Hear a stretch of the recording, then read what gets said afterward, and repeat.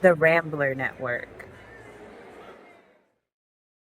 All right. So, before I begin, I will say this is by far the shortest reading list of the year so far, and there's a reason for that. At the end of the previous episode, uh, the reading recap, book recap, June 2026, I said, summer. I work at a tourist attraction, and it's busy. It's summer, so I'm busy a lot. So I don't have a lot of time to read, especially there at the end of June. Well, now I'm in July, and it's ramped up.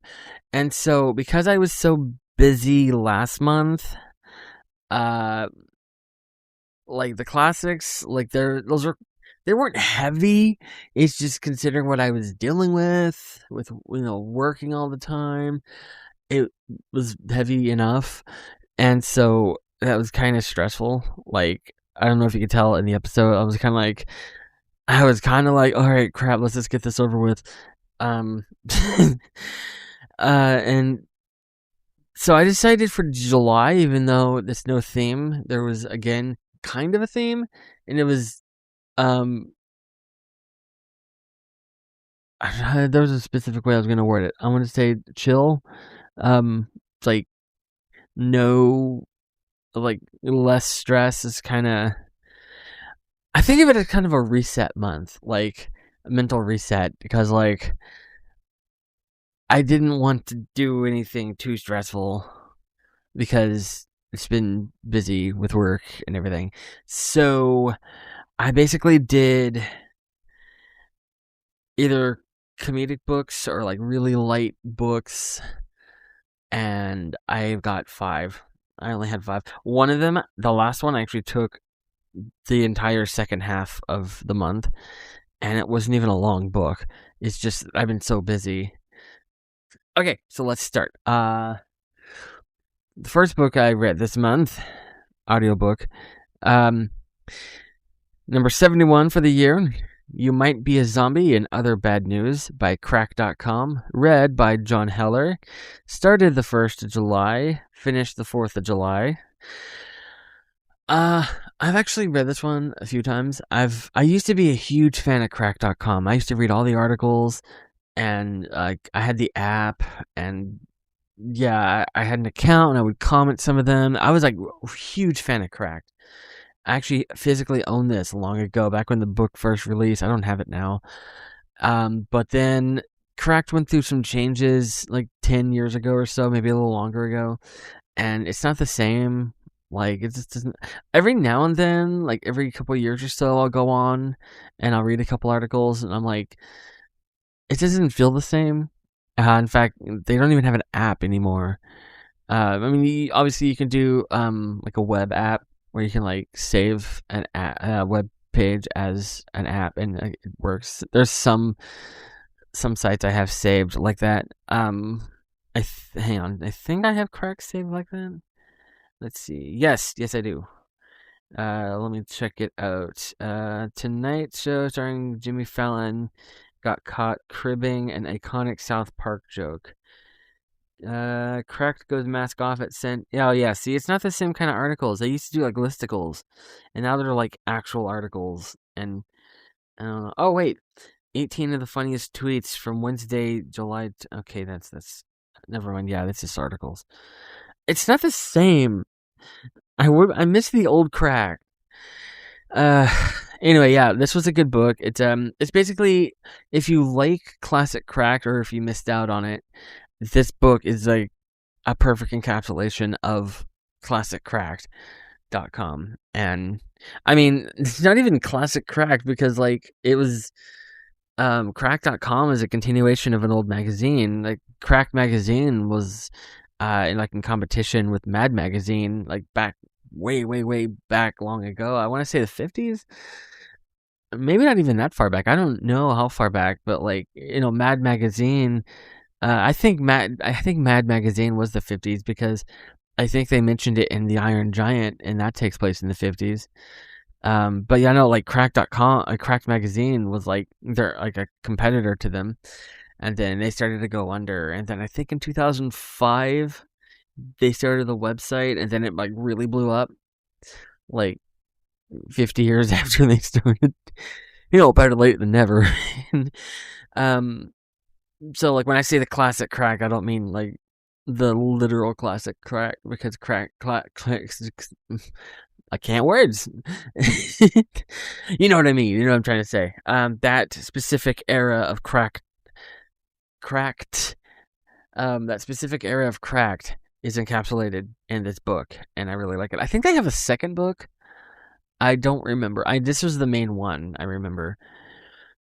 Okay, the second book for the month was number 72 for the year. Live from New York, an uncensored history of Saturday Night Live by James Andrew Miller and Tom Shales,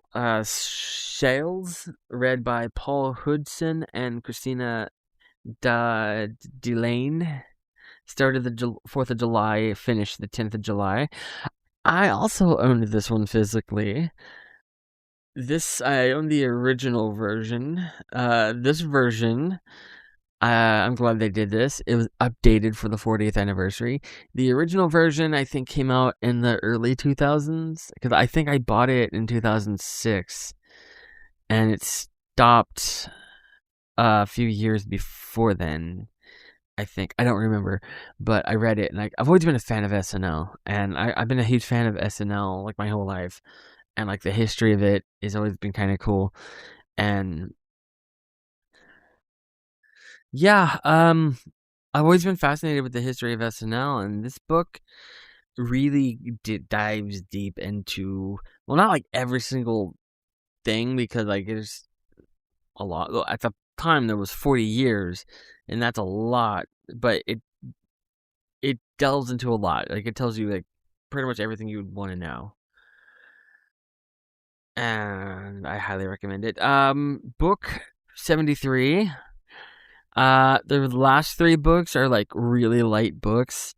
I decided to go like super easy, because like the SNL book, really great. I loved it. It was like a podcast. Like I put it on, it was like a podcast. But I was like, I need something lighter, because like it's still a little, not too much, but it's just so the last 3, you'll get the idea when you see what number 73 was. A House at Pooh Corner by A.A. Milne, read by Kevin Thies and Sarah Nichols. Started the 10th of July and finished the 11th of July. Yes, the second Winnie the Pooh book. It was very interesting. I actually kind of want to see the physical copy to see how it looks, because it was kind of put on like, it was almost like a stage play, not a stage play, like a radio drama play thing. Because like there's 2 narrators, but it's okay. So like with Live from New York, there's 2 narrators, and like Paul Woodson basically narrates all the guys. Whenever they're doing the interviews, like he narrates like when Dan Aykroyd or Tom Hanks or any of them are doing interviews, and then Christina Delane, she basically narrates when like Tina Fey or anyone like, or like whatever, like talk, and I'm like thinking of like 3 things at once. I'm like, wait, I'm getting ahead of myself, and I'm still in the back path thing. And so like that makes sense. They split it up like that. With Winnie the Pooh here, they split it up, and Kevin basically does the narration while Sarah does the voices, and then they also have sound effects for everything. So it's like, it actually like really enhances. Like I've never read the physical book, so I don't know what it looks like, what the text looks like. But like even without seeing it, I feel like it enhances the story, because it adds like sound effects, and like she does the voices, and it's like it's really interesting. And again, it only reason it looks like it took me 2 days is because I started it at like 10 at night and I finished it like 1 in the morning, so it really only took a few hours. And yeah. really easy. I think the first book was the same way. It was just a few hours, a really short book, but it was really fun, really lighthearted, very, very low stakes. It's Winnie the Pooh, and I really enjoyed it. I wish there was more. I wish there was more actual books. Technically, if you look on Goodreads or like any of those things where they list books, it says there's 5 books in the series.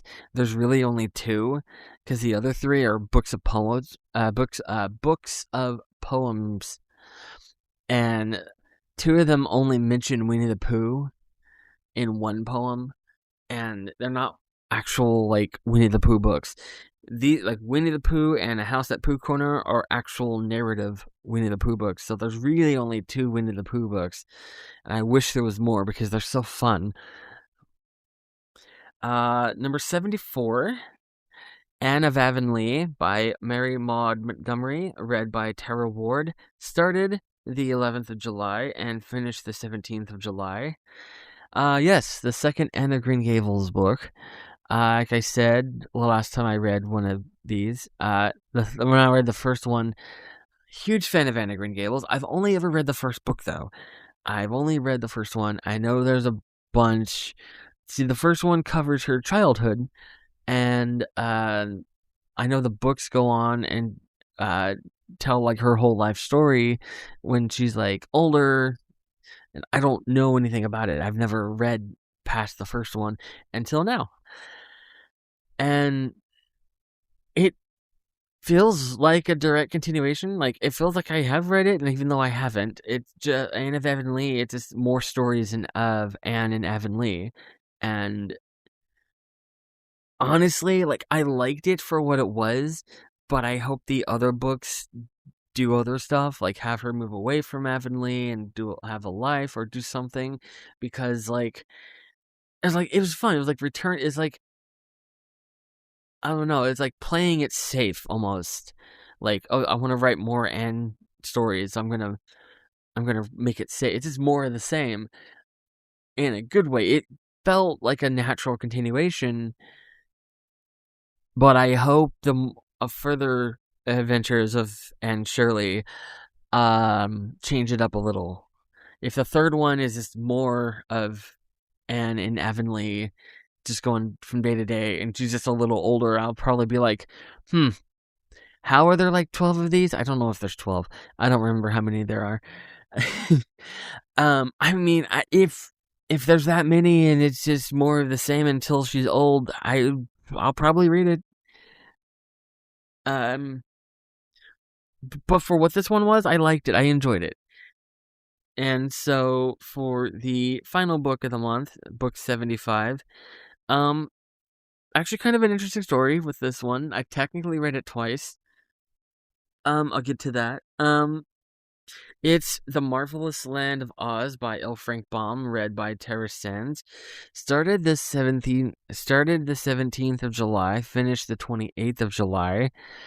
About that. It really started to ramp up at the end of the month, like the second half of the month. Like, it's just nonstop. It's slowed down this past week. Um, it's starting to slow down. I mean, because like kids are about to go back to school, so like vacations are wrapping up. Usually by like mid to late August, things are calm again. But then, so like my my boss's boss, our higher up, she's told me last year that our summer season is from Memorial Day to Labor Day. And yeah, I noticed that last year, like the day before Memorial Day last year and this year, it was slow. It was like completely dead. And like from springtime, we're completely dead. We're slow. We have like very few customers.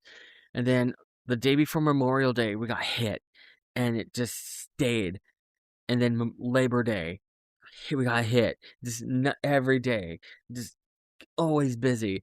And then like the day after Labor Day, dead. And so like from Memorial Day to Labor Day was just constant. But then, except like mid to late August, people go back to school. It starts to taper off a little. It starts to slow down a little, but it's still busy. So I think it'll get better. I have a plan for. I already have August mapped out, and I see the way it's going.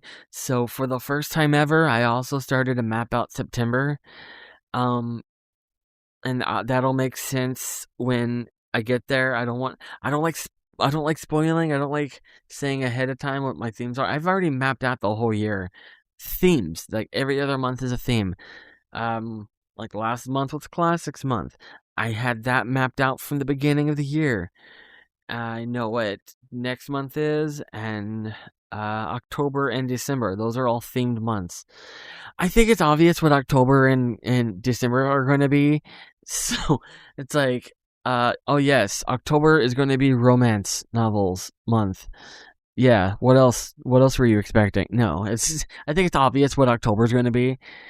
But yeah. I'm not going to reveal what tomorrow. What tomorrow? What crap? I did it again. Wait. It's almost tomorrow. No, because this is the 29th. There's 31 days. Okay, no, it's in a few days. I'm not gonna reveal what August is until I do the book recap. I mean, some of my friends know. My sister knows because she's a huge fan of what the theme is. I told her, and it's also her birth month, so I was like, "Hey, yeah." So that worked out. Anyway, what was I talking about? Oh, yeah. Marvelous Land of Oz. I had no okay, just like Anne of Green Gables, I've only ever read the first one. I've only read The Wonderful Wizard of Oz. I've never read any of the sequels. And I know there's a bunch. And so what I'm thinking is with Anne of Green Gables, with Anne Shirley and Oz, I love both first books. I've never read the series. What I'm thinking is if there's ever a time when, if it's a no theme month and I can't think of anything to read, I'm probably going to pick one of these two. Or both, like I did here. So, um, it's almost like it's like an almost endless supply of books. Um, I say almost because there is, an end to both series. But it's gonna be a while because I'm not gonna do it every single time. I'm not gonna just run to it, so don't expect it every no theme month. Though I say that, realizing that I'm probably gonna reach for it every no theme month. But anyway, so this one, the reason I say I technically finished it twice is I think I was in chapter 3 or 4, and I was laying down listening to it, and then I fell asleep, and I woke up, and it had finished. And I was like, do I count it? Because, I mean, technically it ran through, and I don't remember what chapter I was on, and I fell asleep, so I started it over. um, I didn't. I went ahead and counted it as one read through. I don't remember because it was like halfway. Because I could only read like a chapter a day at a point for like, every few days or something. I don't remember. This one's so much is going on. I'm surprised. When I finished the book yesterday actually, and I finished it late in the day, and I'm like, oh, okay, I guess I should do the episode. Oh crap, I can't. It's already close to midnight, and I have to open in the morning. I can't do the episode, so I had to wait till today. Normally, I finish the last book of the month, and then I turn around and immediately do the episode. But yeah, I am. Yeah, it's the next day now, and so the story of this one was odd. Um, I don't know what I was expecting. I know, like, I will say, I never expected an Oz book to have a twist ending, but the twist ending on this one, like, really surprised me. Like, I was legit like, oh wow, I did not see that coming. And, so what I want them to do, I want them to make a Wizard of Oz movie, a new one based on the books. Every adaptation of Wizard of Oz since 1939 has been based on the movie. And I think they should make a new one. No, the 1939 one, classic. I love it. I own like the ultimate fancy edition 85th anniversary Blu-ray steelbook, whatever. Like I went all out buying that one. Like I I got like the highest level version I could afford. I love that movie. I'm not saying it's bad and they should forget about it. What I'm saying is they should do a new one and actually follow the book, because the book is totally different from the movie. If you've only read the movie, if you've only seen the movie and then you read the book, you're like, wait, what the heck? So basically, the Wicked Witch of the West in the book, she's not the main villain. She's like an obstacle. And when they melt her, it's halfway through the book and they still have other adventures to do. And yeah, like it's totally different. And I mean, it's the same basic premise, but like they simplified it for the movie, more streamlined it, and made the Wicked Witch of the West the main antagonist. And I think they should I think they should just take the Wonderful Wizard of Oz, adapt it as it, or not as is. I think there's a few things they might want to update. But for the most part, like adapt it, and then go on and do the sequels, because there was an interesting story here. It was just like I don't know, like I'm kind of tired also because it's been stressful lately. It's like I don't want to do this, not this. The job, like the job is like taking all my time, and so like I'm tired. When I go to church, people like they see me and they're like, "You okay?" I'm like, "Yeah, I'm fine. I'm just tired." Yeah, that's pretty much the only place I go that's not work. Except the theater, but like no one knows me at the theater, even though they see me all the time. They don't card me anymore. Whenever they go to see a rated R movie, they're supposed to card you. And then they used to card me, but I'm there so much, they're like, in fact, I know that they know me from seeing me all the time, because there was one time, this lady that's there every time, she was training this new girl. She was like doing like the scan the ticket thing, and I had it on my phone, and I was watching some rated R movie, and I scanned the ticket. She was, as I'm walking up, she was literally telling her, and if you scan the ticket and it's a rated R movie, make sure to card them. And then she scanned my ticket, and then the girl goes, I need your ID. And then the lady goes, no, that's Trevor's. You're good. And then, so I was like, okay, they know me. And, that was a random tangent. Well, what else is new?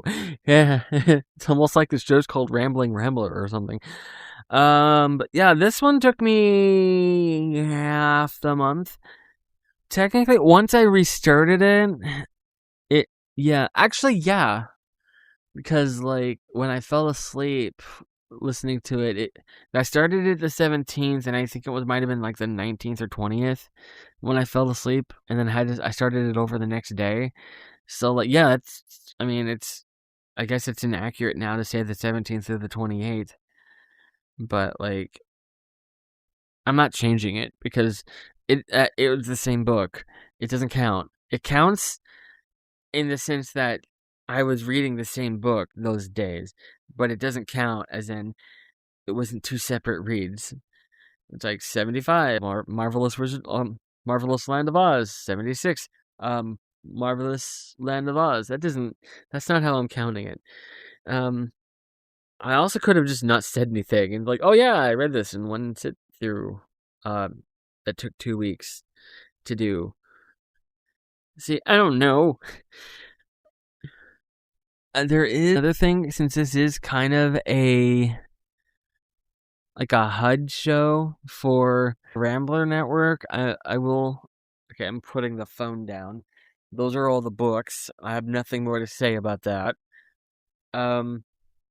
So I have the little bit of free time that I have had this past month.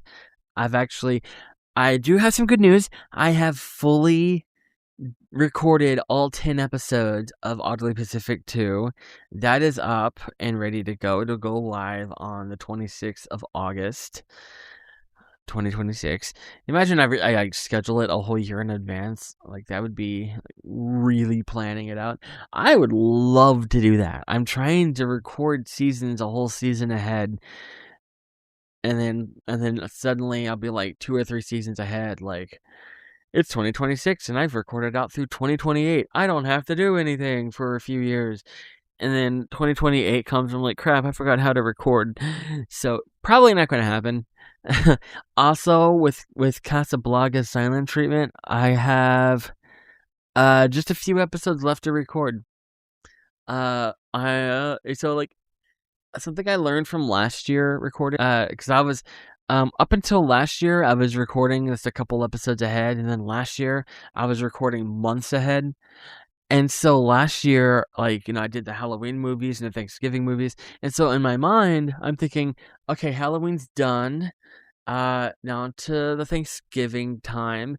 Meanwhile, it's still like August. And so everyone starts talking about Halloween, and I'm like, what are you talking about Halloween for? Oh yeah, that's right. So like in my head, again, same this year, I'm thinking, oh, Halloween's done. We're going into the autumn winter season, but no, we're still just getting ramped up for I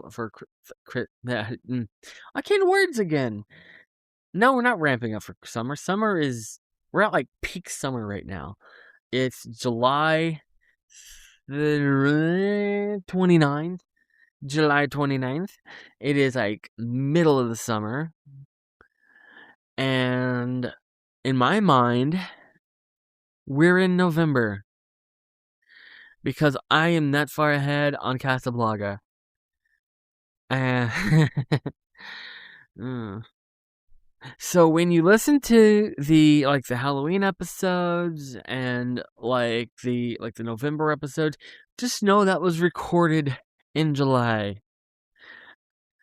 I don't know why that really makes a difference. It's just kind of funny to me, like in my head, like I watch a Christmas movie thinking, oh, this is such a festive Christmas movie. And then you got to remember, they probably filmed this in like May. So, I don't know. That's always just kind of mess with me. It's like almost every, unless they, are there any Christmas movies where they record it around Christmas time and then release it the following year? I don't know. Because I don't know if you can film a movie and release it that quickly that it's in the same holiday season. Because other than that, I think most holiday movies are released in the spring or summer, so it's not the holidays when they're filming it. So I don't know. This is a tangent. It's like this show is living up to its title. I'm supposed to be reviewing books. Not even reviewing books. I talk about books. I don't review books on here. You think I'm some kind of scholar and smart enough to review books? No, I just talk about the ones I read, and sometimes I don't even talk about them. I just say, oh yeah, I read that one. I liked it. Anyway, moving on. So that was my month of July. I only read 5 books. And next month, I'm really excited about next month. I'm glad things are starting to slow down at work because I want to be able to focus on the books that I have planned.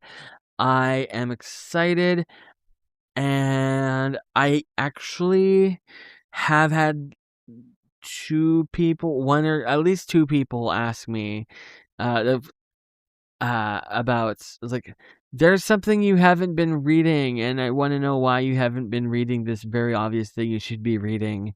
And I'm like, oh, trust me, wait for it. And they're like, why? And I don't want to reveal things. So I'm just like, just wait for it. It's like Hamilton's, wait for it, wait for it, wait for it, wait for it. Okay, I think I should just stop recording now because now I'm starting to sing, and you don't want to hear me sing. Okay. Everyone give it up for America's favorite fighting Frenchman, Lafayette! The Rambler Network.